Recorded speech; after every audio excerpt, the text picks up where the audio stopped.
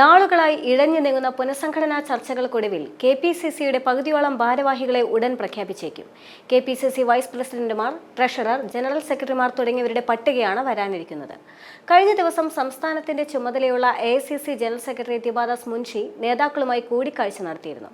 10 വർഷമായി സംസ്ഥാനത്ത് അധികാരത്തിന് പുറത്തു നിൽക്കുന്ന കോൺഗ്രസിന് കെട്ടുറപ്പുള്ള സംഘടനാ ശേഷി നൽകാനാണ് പുനഃസംഘടന നടത്തുന്നത്.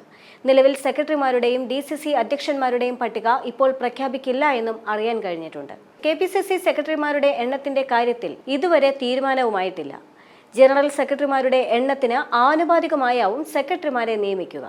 നിലവിൽ ജനറൽ സെക്രട്ടറിമാരുടെ എണ്ണം 40 ആകാനുള്ള സാധ്യതകളാണുള്ളത്. ജംബോ പട്ടിക വേണ്ട എന്ന മുന്നറിയിപ്പാണ് ഭൂരിഭാഗം നേതാക്കളും നൽകുന്നത്.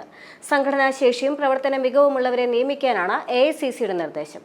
സംസ്ഥാനത്ത് ഇനി ഭരണം പിടിക്കുകയെന്ന ലക്ഷ്യം മാത്രമാണ് ഉള്ളതെന്നും അതിൽ വിട്ടുവീഴ്ചയ്ക്കില്ല എന്നുമാണ് ഹൈക്കമാൻഡ് നൽകുന്ന സന്ദേശം. അതുകൊണ്ട് തന്നെ യുവാക്കളും പരിചയസമ്പത്തുള്ളവരും ഒത്തിണങ്ങുന്ന പട്ടികയാകും പുറത്തിറങ്ങുക. വൈസ് പ്രസിഡന്റുമാരുടെ എണ്ണത്തിലും വ്യത്യാസം വന്നേക്കും. നിലവിൽ 4 വൈസ് പ്രസിഡന്റുമാരാണ് ഉള്ളത്. 3 മുതൽ 5 വരെ ഇനിയും അത് കൂടിയേക്കാം. സംസ്ഥാനത്ത് നിന്നും ചർച്ച ചെയ്ത് ധാരണയിലെത്തുന്ന പട്ടികയ്ക്ക് AICCയുടെ അംഗീകാരം കൂടി നൽകിയ ശേഷമാകും പട്ടിക പുറത്തിറക്കുക.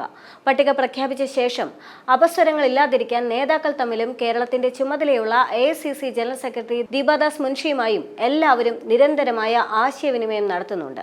ചില ജില്ലകളിലെ DCC അധ്യക്ഷന്മാരെ തീരുമാനിക്കുന്നതിനുള്ള നേതാക്കളുടെ കടുംപിടുത്തമാണ് DCC പുനഃസംഘടന നീളാൻ കാരണമാകുന്നത്.